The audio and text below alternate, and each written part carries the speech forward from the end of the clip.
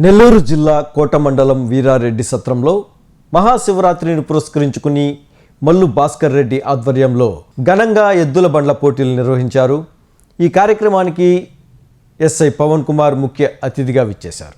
ఈ సందర్భంగా జరిగిన ఎద్దుల పోటీలలో మల్లు భాస్కర్ రెడ్డికి ప్రథమ బహుమతి 30,000 రూపాయలను కోట సబ్ ఇన్స్పెక్టర్ పవన్ కుమార్ అందించారు. రెండవ బహుమతి వాకాడు మండలం బాలరెడ్డిపాలెం గ్రామానికి చెందిన ఎంబేటి రమణయ్యకు 20,000 రూపాయల నగదు బహుమతిని అందించారు. అదేవిధంగా చిట్టపూరు మండలం గుణపాడు గ్రామానికి చెందిన చిన్న మూడవ బహుమతి గెలుచుకున్నారు.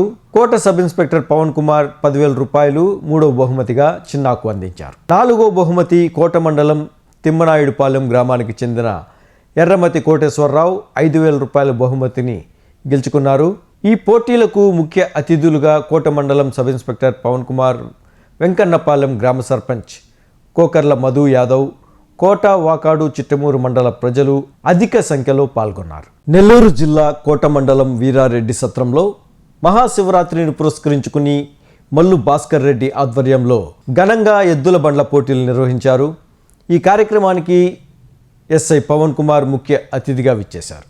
ఈ సందర్భంగా జరిగిన ఎద్దుల పోటీలలో మల్లు భాస్కర్ రెడ్డికి ప్రథమ బహుమతి 30,000 రూపాయలను కోట సబ్ ఇన్స్పెక్టర్ పవన్ కుమార్ అందించారు. రెండవ బహుమతి వాకాడు మండలం బాలరెడ్డిపాలెం గ్రామానికి చెందిన ఎంబేటి రమణయ్యకు 20,000 రూపాయల నగదు బహుమతిని అందించారు. అదేవిధంగా చిట్టపూరు మండలం గుణపాడు గ్రామానికి చెందిన చిన్న మూడవ బహుమతి గెలుచుకున్నారు.